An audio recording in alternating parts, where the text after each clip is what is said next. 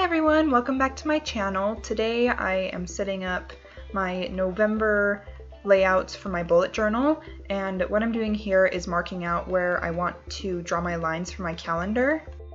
Normally I do my calendar in a list form, which is really popular among bullet journalists, but I wanted to try a grid style calendar instead this month.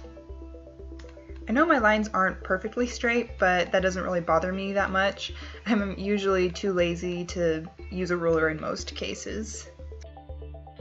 So next I am just filling in the days of the week and the numbers of the month.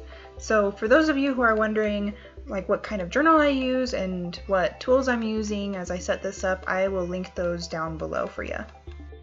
So next I am going to write out my November 2017 header using an ombre effect that I learned how to do. So I use the plastic bag and put some of the purple ink down on it, and then I use the red marker to pick up that ink. And since these Tombow dual brush pens have self-cleaning tips, it will create that ombre effect as the red marker returns to its original color.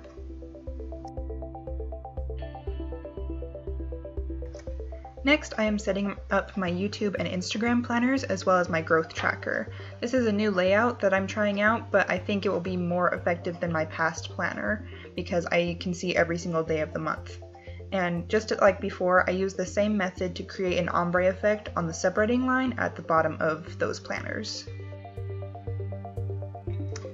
When I was recording this, I didn't realize that this was out of frame, but all I'm doing here is adding running to-do list to the side of the page, since that is what the bottom of these two pages will be used for. For my theme this month, I am adding mountains throughout my layouts. I also wanted to add a fall color aspect to it since it is November. The ombre effect sort of makes me think of sunsets, and I thought it was so pretty that I decided to add those effects throughout these layouts as well.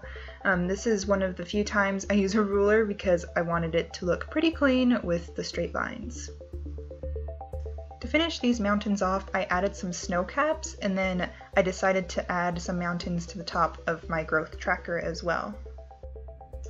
For these pages, I decided to do a red to orange ombre effect, and the very first thing on this page is my husband appreciation section. So next I added my habit tracker. I kept it the exact same as last month. These things don't really change that much from month to month. One nice thing about this journal being as big as it is I could make the whole thing run horizontally. Next is my self-care tracker. In this section I keep track of stress, diet, activity, and how long I'm able to sleep each night. It's really interesting to see some of the correlations that happen throughout the month. At this point, I realized I never cleaned the marker tip of my red marker, so I had to use my whiteout tape to cover that dot and then color it over again. The next thing I added was my weight tracker, which is nothing exciting. Move along, move along.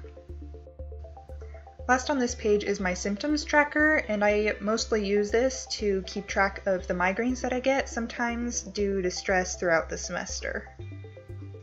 Since there was a little bit of extra space, I decided to add some more mountains next to my weight tracker.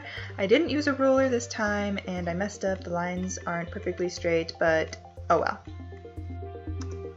For my mood tracker this month, I decided I want to do a mood mandala. I haven't done one in several months, so I thought it would be fun to try it again. I got this idea from Boho Berry, and she got the idea from someone else, I think BuJo Mama on Instagram. Don't quote me on that, I'm not sure. Anyway, I decided not to set up the whole thing right now because I knew my battery was dying. It was a good thing too, because when I stopped filming at the end, I was at 1%. Anyway, I might do another video later of me setting up my mood mandala, but I'm not sure yet, I haven't decided. Let me know down below if you'd like me to do that video.